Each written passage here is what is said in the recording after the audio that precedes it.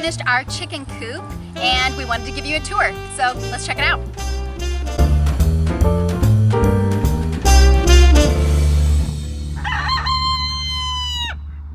Chicken coop tour. We just finished it and we're super excited about it, so we wanted to give you a tour of the ins and outs of our chicken coop. It's gonna hold a lot of chickens, so if you like raising chickens, if you like eating eggs, this video is for you. First things first about our coop is that it is on a farming trailer. So we can move it around at different places on the farm. So right here it attaches to a vehicle or a tractor, whatever you want it to attach it to so you can move it around. Second thing is it is on jacks. So we have these welded jacks on all four corners of the trailer. So wherever we get, we can jack it down, whatever you say, roll it down so that it'll be stable. Then the wind can't blow it over. It's a lot more stable since it's on wheels. And this is a quite heavy structure here because it's all metal, basically. So yeah, that's the first thing. We've got 7 windows, so there's plenty of airflow inside the coop. There's 3 on each side and 1 in the front. We've also got our pretty plants hanging because I like it to be pretty.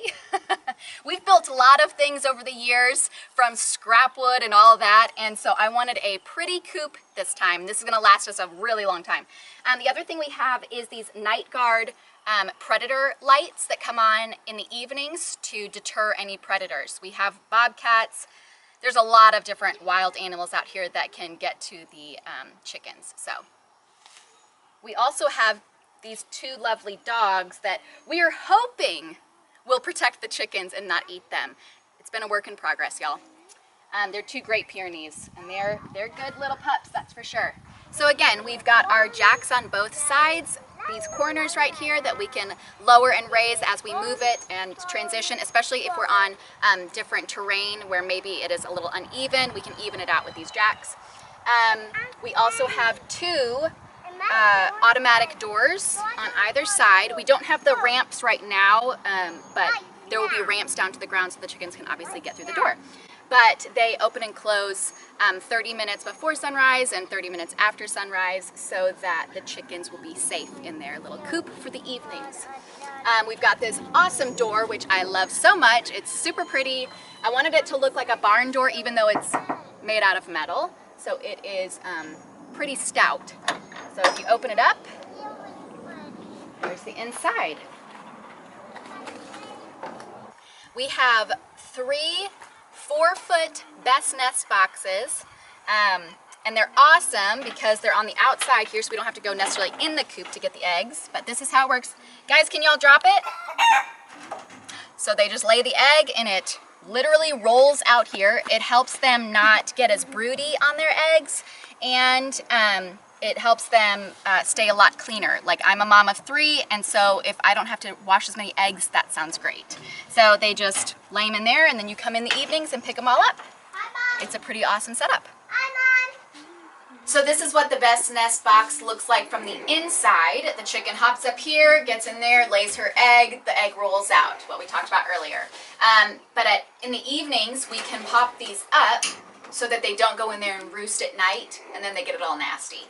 But then in the morning, this best nest box perch popper pops it down so that for the day hours, the daytime hours, they can go in and lay their eggs. So that's pretty awesome. Okay, another thing we did is we used this expanded metal for the floor of our coop so that as they do their pooping and such, it falls down and it doesn't get as stuck and you don't have to clean it as much. I mean, we're gonna have to do some cleanup, but it's just not nearly as much. And we painted it so that it would not get rusty. We used a outdoor paint that is good for this type of thing. Yeah, so that's the floor of the coop.